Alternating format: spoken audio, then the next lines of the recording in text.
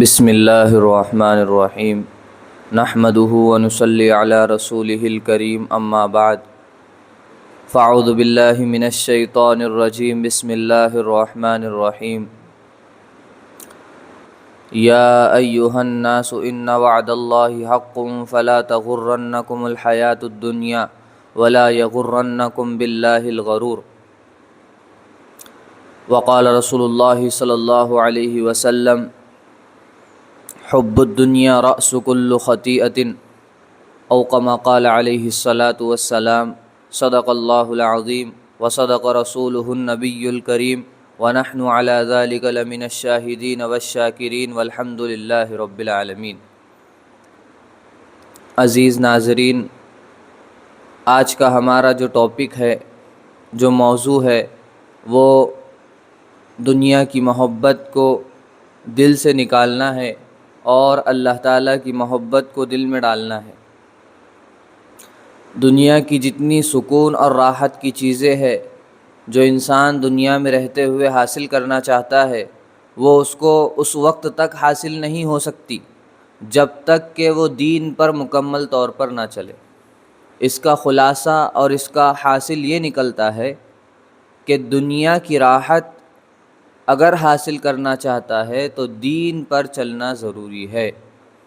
دین پر چلے بغیر اور دین پر عمل کرے بغیر دنیا کی زندگی صحیح نہیں ہو سکتی۔ دنیا کی زندگی اگر ہمیں صحیح کرنی ہے تو ہمیں دین پر چلنا ہی پڑے گا۔ اللہ تعالیٰ نے قرآن کریم میں فرمایا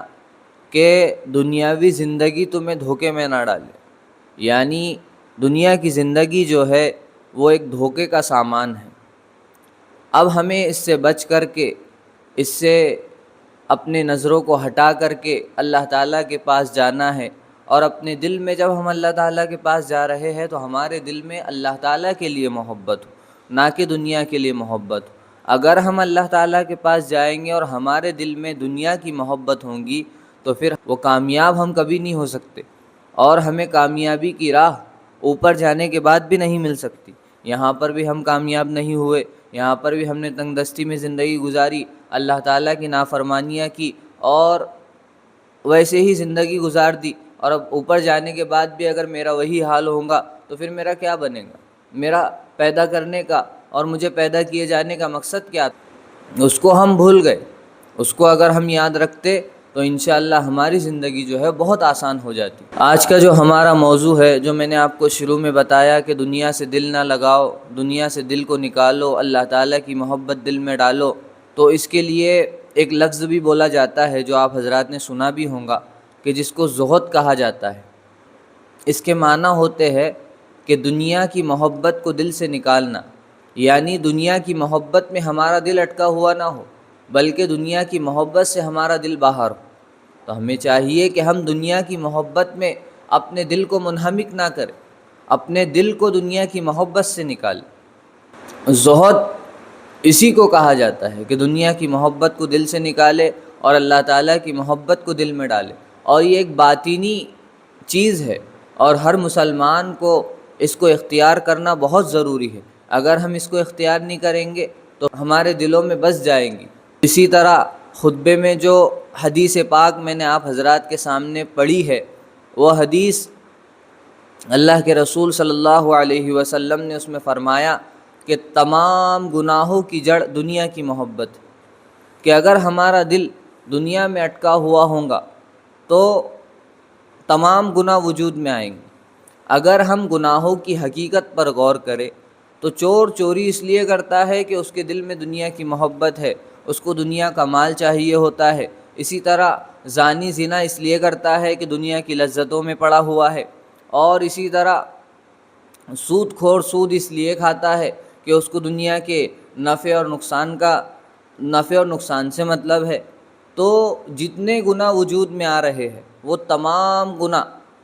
دنیا کی محبت میں وجود میں آ رہے ہیں۔ تو ہمیں دنیا کی محبت کو دل سے نکالنا پڑے گا اگر ہم گناہوں سے بچنا چاہتے ہیں۔ تو گناہوں سے بچنا یہ بہت ضروری ہے،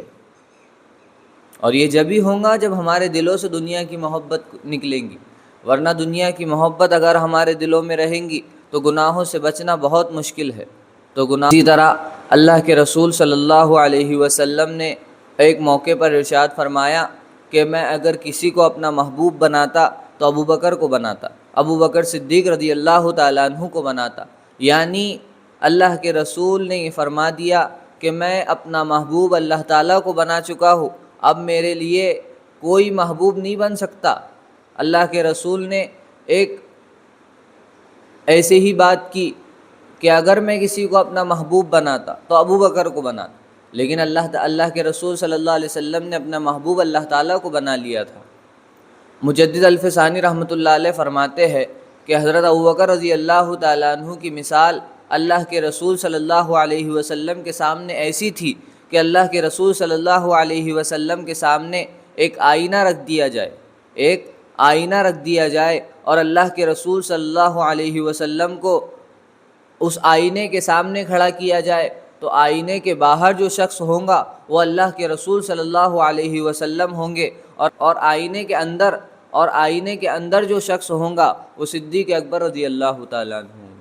تو اللہ کے رسول صلی اللہ علیہ وسلم کی زندگی میں حضرت صدیق اکبر کا تو یہ مقام تھا، لیکن اللہ کے رسول نے کیا فرمایا کہ اگر میں محبوب بناتا تو ابو بکر کو بناتا، لیکن اللہ کے رسول صلی اللہ علیہ وسلم نے اپنا محبوب اللہ تعالیٰ کو بنایا تھا۔ تو اس سے یہ بات واضح ہوتی ہے کہ دنیا کی محبت ہمارے دلوں سے نکالنا ہے اور اپنے دوست احبابوں کی محبت ہمارے دلوں سے نکالنا ہے، ہمارے گھر والوں کی محبت کو ہمارے دل سے نکالنا ہے، اور صرف اللہ تعالیٰ کی محبت کو دل میں ڈالنا ہے، تبھی ہم کامیاب ہو سکتے ہیں۔ اللہ تعالیٰ کی محبت جب دل میں ہوں گی تو تمام دینی کام جو ہے وہ ہمارے لیے آسان ہو جائیں گے۔ آج ہمارے لیے دین کے کام اس لیے مشکل ہے کہ ہم جو ہے وہ دنیا کی محبت میں پڑے ہوئے۔